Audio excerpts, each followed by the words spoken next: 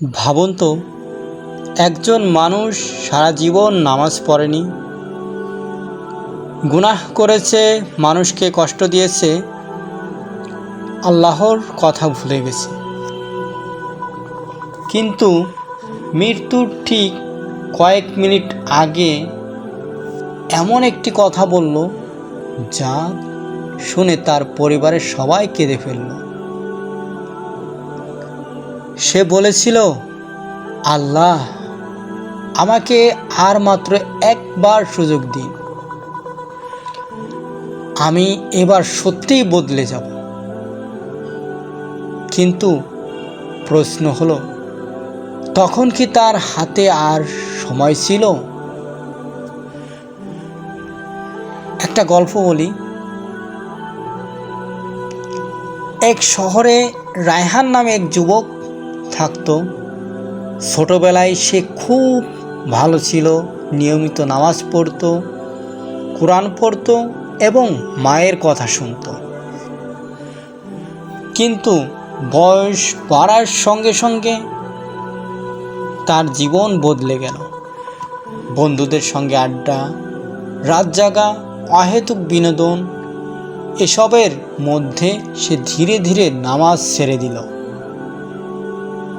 তার মা প্রায় বলতেন, বাবা, আল্লাহকে ভুলে যেও না, দুনিয়ার জীবন খুব ছোট। রায়হান হেসে বলতো, মা, এখন তো বয়স আছে, পরে সব ঠিক করে নেব। পরে এই একটি শব্দই তার জীবনের সবচেয়ে বড় ভুল হয়ে দাঁড়ালো। এক রাতে রায়হান বন্ধুদের সঙ্গে বাহিরে থেকে ফিরছিল। হঠাৎ রাস্তার মাঝখানে তার প্রচণ্ড ব্যথা শুরু হলো, বুকে ব্যথা শুরু হলো। সে মাটিতে পড়ে গেল।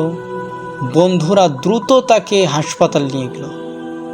ডাক্তার পরীক্ষা করে বললেন, অবস্থা খুব সংকটজনক। কিছুক্ষণ পর রায়হানের জ্ঞান ফিরল। সে চারপাশে তাকিয়ে দেখল তার মা পাশে বসে কাঁদছেন। রায়হান দুর্বল কণ্ঠে বলল, মা। মা তার হাত ধরে বললেন, বাবা, আমি আছি এখানে। রায়হানের চোখ দিয়ে পানি পড়তে লাগলো। সে বলল, মা, আমি অনেক ভুল করেছি। মা বললেন, বাবা, আল্লাহর কাছে তওবা করো।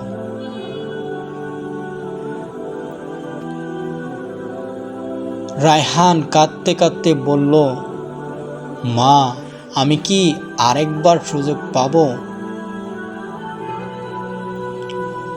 কিছুক্ষণ পর ডাক্তাররা বুঝতে পারলেন রায়হানের অবস্থা আরও খারাপ হচ্ছে।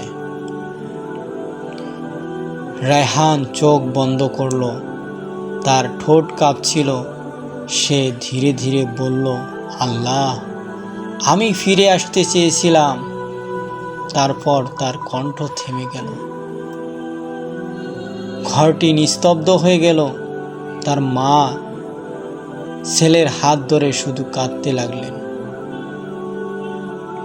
তো বন্ধুরা, আমরা কেউ জানি না আমাদের জীবনের শেষ দিনটি কোনটি। আমরা বলি আগামীকাল থেকে নামাজ পড়ব, পরে তওবা করব, বয়স হলে আল্লাহর পথে আসব, কিন্তু পরে আসবে এর কোনো নিশ্চয়তা আমাদের নেই। তাই তওবার জন্য আগামীকাল পর্যন্ত অপেক্ষা করবেন না, আজই আল্লাহর দিকে ফিরে আসুন। আপনি যত বড় গুনাহগার হন, আল্লাহ রহমত থেকে নিরাশ হবেন। কুরআনে আল্লাহ তার বান্দাদের তার রহম থেকে নিরাশ হতে নিষেধ করেছেন।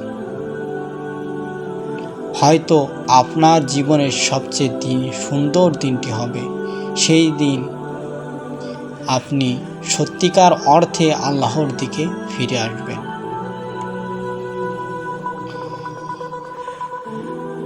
ভিডিওটি যদি আপনার মনে হৃদয়ে একটু হলেও নাড়া দিয়ে থাকে, তাহলে আজই একটি ভালো কাজ দিয়ে শুরু করুন। হয়তো একটি নামাজ, হয়তো একটি তওবা, হয়তো কারো কাছে ক্ষমা চাওয়া। কারণ আমরা জানি না আমাদের হাতে আর কতটা সময় আছে। আল্লাহ আমাদের সবাইকে সঠিক পথে চলার তৌফিক দান করুন। আমিন।